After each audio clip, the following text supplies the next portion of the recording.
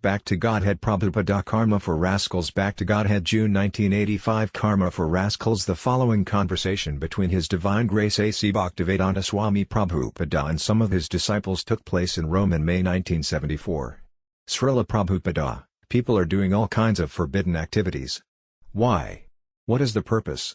Nunam pramata kurudvi karma yadindriya pridaya. The only purpose is sense gratification. The rascal does not think, I am doing all these sinful activities for sense gratification, and as a result, I will have to accept a very low-grade body. That he does not know. He has already got one low-grade body, and so he is simply suffering. And by his present activities he is guaranteeing that he will get yet another low-grade body, more suffering. And still, he will do everything for sense gratification. The Srimad Bhagavatam warns him, Nasadu manye yado atmanoyam, oh, it is not good. This kind of activity has already covered your soul by a miserable body. Well, this body is temporary. I'm not going to worry. Then take another body, rascal. This body is temporary, but after this life you will get another body. Most abominable. So why are you doing this kind of nonsense? Yes, this body is temporary, but why don't you understand that it is also klasada, it is always subjected to the miserable conditions of the material world. You know this body is miserable, and any other body you get will be miserable.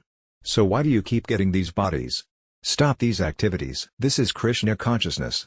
But people do not know that any type of material body you accept will be miserable. For instance, they have constructed this comfortable building, but if for only a few hours there is severe cold, many people may die, even in this building. Isn't it true? So whether you remain in this or that material situation, the sufferings will be there. And just to attain the comfort of this tall building, how much misery one has to go through. Sir, I am not going through misery, the owner says. The laborers are doing that. But you have to get the money to pay them. How miserable it is to acquire this money to pay the laborers. People are simply captivated by money. Otherwise, the whole affair is miserable. Sometimes the laborers fall to their death while constructing a skyscraper, do they not? And I have heard that in New York, many buildings have no tenants. Another misery. The owner of the place, he is also suffering. I have spent so much money, but no tenants. For the last 6 or 7 years, the tallest building in London has been vacant. Disciple, on Tottenham Court Road. Yes, that big one. Srila Prabhupada, yes, laughing. The owner's misery is that if he kept tenants, that would be still more miserable than going without tenants. Isn't it so? Yes. Therefore he remains without tenants, because he would have to pay so many taxes that it would be more miserable. So he is avoiding that. In summary, constructing the building was troublesome, and now, keeping it is also troublesome.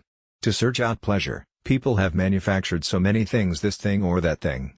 But still, they cannot enjoy it. For a few minutes they can enjoy it, then once again it is useless. Let us go away. Disciple, sometimes people wonder, how can I be sure that I can actually become a bird or a dog? Srila Prabhupada, where are all these birds and dogs coming from? Let these people answer. Where are all these birds and dogs coming from? Disciple, well, most people say from other birds and dogs. Srila Prabhupada, that you may think, but you do not know the natural law. Nature is providing these bodies, and your past activities force you to accept them. Take this apartment, either you accept it or someone else accepts it. Similarly, this body is an apartment. Nature provides it, and you have to accept it.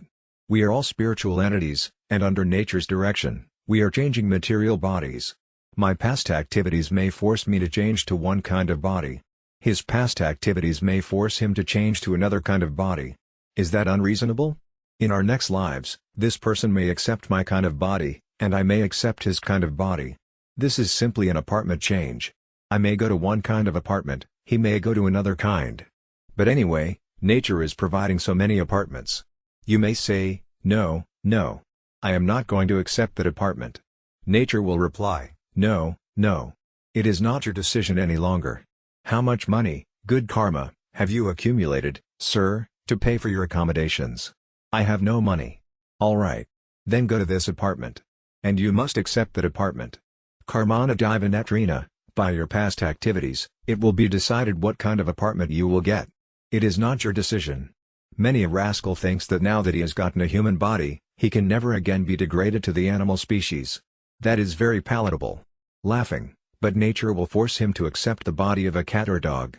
The decision is not yours but that of the superior authorities, just as in the office, when you get promoted or demoted, the decision is not yours but that of the directors. You cannot say, "No, no.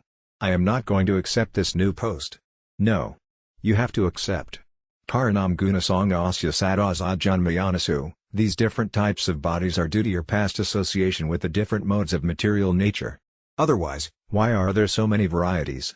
One person has become a crow, another person has become a sparrow, another person has become a dog, another person has become a cat, another person has become a tree, another person has become a blade of grass. Nature is so expert, though, that in spite of these different varieties of misery, she assembles them in such a nice way that they look very beautiful.